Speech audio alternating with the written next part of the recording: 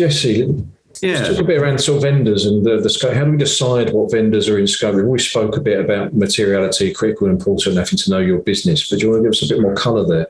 Yeah, for sure. First of all, Stephen's completely right. Like the theme, what the policy statement from PRA and then the supervisory statement is all about is, here's some helpful framework considerations, guidance for determining what is or is not in scope. And I'm going to try to offer some helpful, summary of the main ones right now.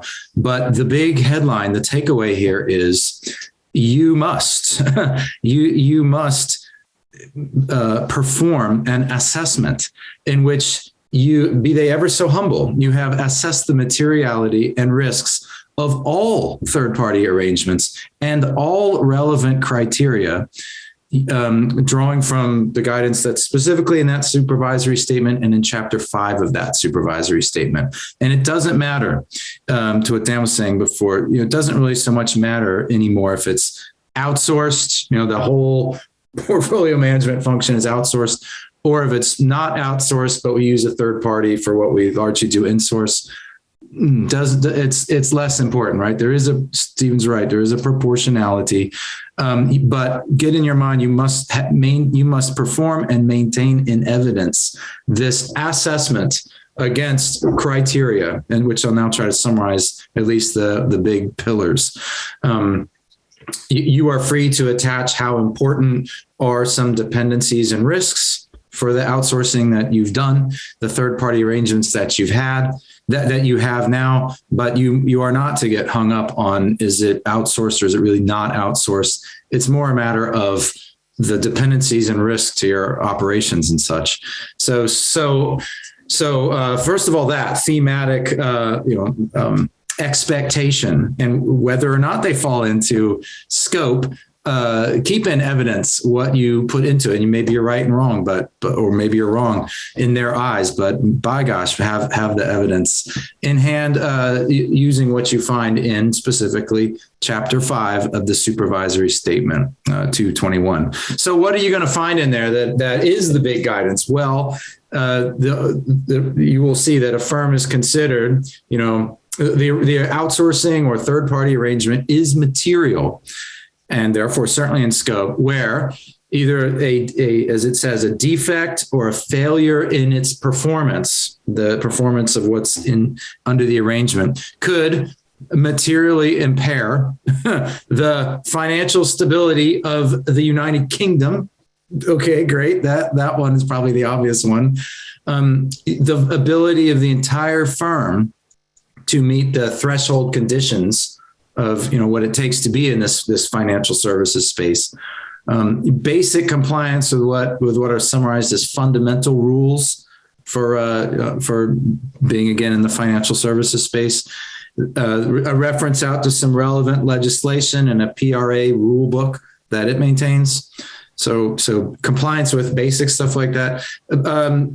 And a sort of a nod to reasonableness, just safety and soundness in general. And then OCIR, again, operational continuity in resilience. And it says, if applicable, resolvability. So if a risk manifests into an issue and the operational continuity takes a big wobble, why that's probably a material situation.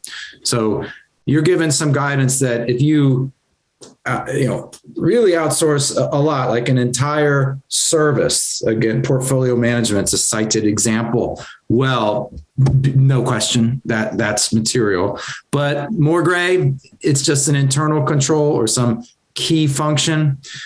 The messages there, the easy ones are the easy ones. There will be a gray area, and it is your problem. The expectation is on you to pull up all those assessment criteria and fill into the right that you have assessed and consider this arrangement outside because blah, right? And you will be judged on a reasonableness. How important, how dependent are you? What are the ramifications if it all goes pear-shaped, I suppose.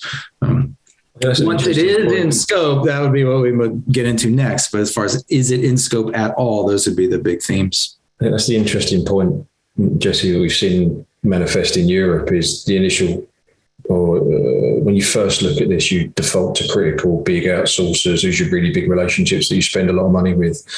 But in reality, what happened in Europe is a lot of the legal advice that the financial services companies got there was actually, Dan mentioned it before, SaaS was included, right? And SaaS players could be an important part of your business process, not a huge amount of money spent on them, but a decent amount. And also they're inside this group.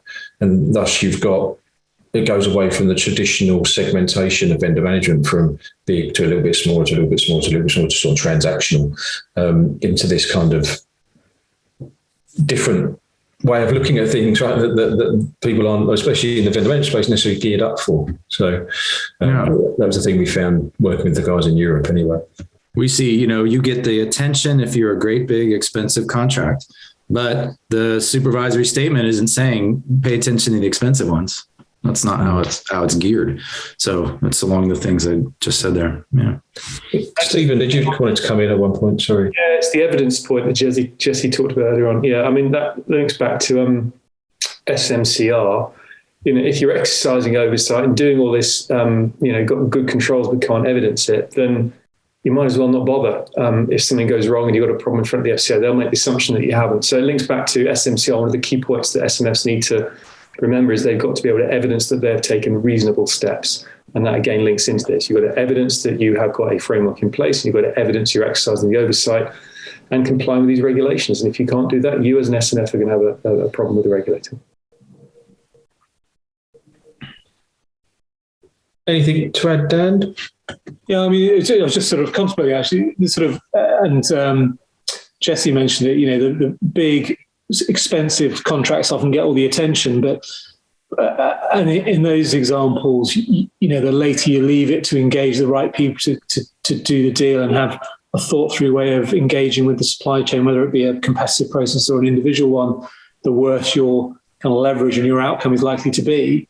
The same applies in this case. If you are expecting a third party who's contributing to an important or critical service, you need to be thinking about it really early to set yourself up to be successful in those governance and oversight arrangements. Because thinking about it after the event, after you've signed up on that piece of paper, it becomes infinitely more difficult to sort of reinsert or retrospectively kind of bring that third party to heel. And so I think, it's a sort of watchword in my world in procurement is, that sort of engage early is always such an important thing. And so, and it, just as we're talking about it, it really kind of resonated with me that, all these things we're talking about and assessments you're making, we should do those really early so we understand how much energy and effort we should be putting into the establishment of that contract, let alone the management of it in the future.